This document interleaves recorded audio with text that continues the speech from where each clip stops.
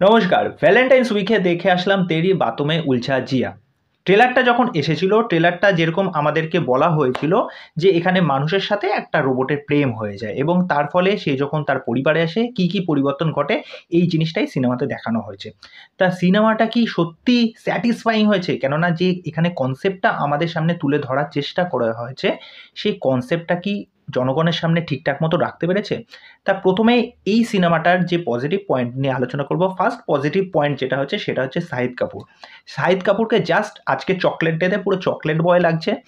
মানে তার যা স্টাইল, ওই বিয়ার্ড দাড়ি ফাড়ি নিয়ে তার যা লুকস, সে যখন ডায়লগ দিচ্ছে, তার যখন এন্ট্রি হচ্ছে, তাই সে যখন ডান্স করছে, মানে সেটা একটা আলাদাই। মানে শাহিদ কাপুর ওভারঅল সিনেমা জুড়ে তার পারফরমেন্স, তার চার্ম একদম জবরদস্ত যাকে বলে।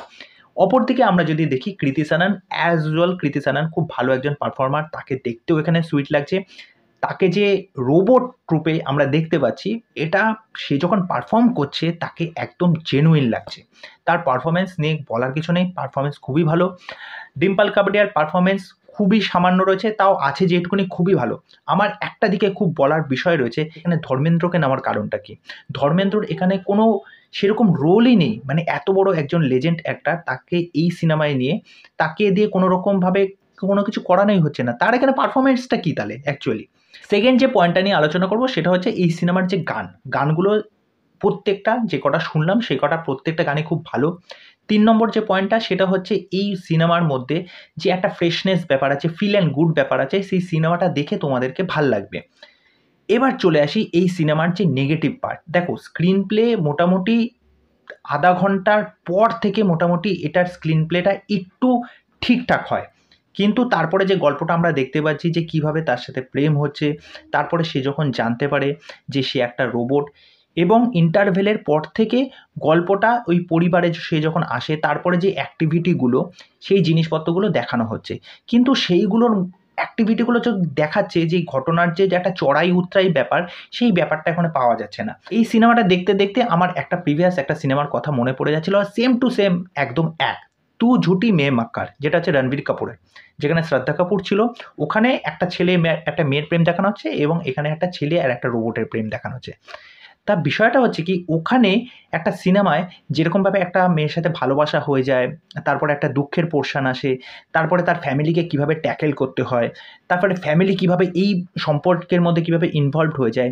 কিন্তু এখানে এই জিনিসপত্রগুলো যেন ঠিক আছে, হয়েছে তো হয়েছে, এরপরে কি হবে এই গল্পের মধ্যে যেন চলছে তো চলছেই বিষয়টা এরকম। মানে গল্পের মধ্যে যে একটা বিষয়, যে এই যে কেন হচ্ছে, কৃতি সানান কেন আসলো, তার কারণটা কি, এই যে পরিবারের মধ্যে যে তার যে ইনভলভমেন্টটা বা সে যে একটা ইমোশনাল সাইড হয়ে যাচ্ছে, শাহিদ কাপুর তার জন্য মানে ফিল করছে বিষয়টা, এই জিনিসগুলো না সেরকমভাবে ওয়ার্ক করতে পারেনি।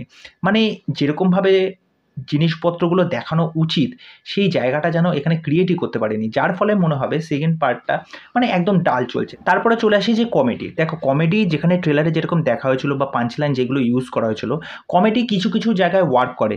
কিন্তু ওভারঅল সিনেমা জুড়ে যে কমেডিগুলো আমরা এখানে দেখতে পাচ্ছি, কমেডিটা সেরকমভাবে আমাদেরকে হাসাতে পারছে না, সেরকমভাবে বলতে পারছে না যে কী হতে চলেছে। এবার যে মাঝে মাঝে গানগুলো চলে আসছে বা যেইগুলো ইমোশনাল মুমেন্টগুলো চলে আসে, সেইগুলোও যেন দর্শকের সাথে কোনোভাবে কানেক্ট করছে না।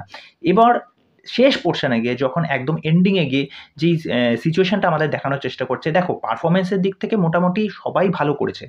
কিন্তু যেই বিষয়টা বা সেই সাবজেক্টটা আমাদেরকে বোঝানোর চেষ্টা করছে, যে সেই বিষয়টাই যেন এখানে ঠিকঠাক মতো ক্লিয়ার করতে পারছে না, যেন ব্যাটে বলে যেন কানেক্ট হতে পারছে না বিষয়টা। তা এই সিনেমাটা যেরকমভাবে বোঝানোর চেষ্টা করেছে, ঠিক সেরকমভাবে এখানে প্রেজেন্ট করতে পারেনি। সুতরাং এই সিনেমাটাকে আমি খুব একটা ভালো সিনেমা বলতে পারবো না। এটা ওয়ান টাইম ওয়াচ, খুবই অ্যাভারেজ একটা সিনেমা। আর সিনেমার অ্যাকচুয়ালি এই সিনেমার সত্যি কথা বলতে খুব একটা যে ভালো রিভিউ বা সেরকম কোনো কিছু বলতে পারবো না। মানে সিনেমার কনসেপ্টটা খুবই ভালো।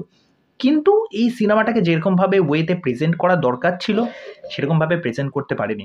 আর ওটাই বললাম তো, এই যে তু ঝুটি মে মাক্কার যেই সিনেমাটা কেন তুলনা করলাম, কেননা ওই সিনেমাটার বিষয়পত্রগুলো সেরকমভাবে দেখানো হয়েছে, সম্পর্কগুলোকে দেখানো হয়েছে, তখন যে ভেঙে চড়ে যাচ্ছে সেই বিষয়গুলোকে, প্লটগুলোকে সুন্দর করে এস্টাবলিশড করা আছে। এখানে সেই বিষয়গুলোকে এস্টাবলিশড করতে পারেনি। গল্পটা হচ্ছে এই জায়গাতে ফেলিওর।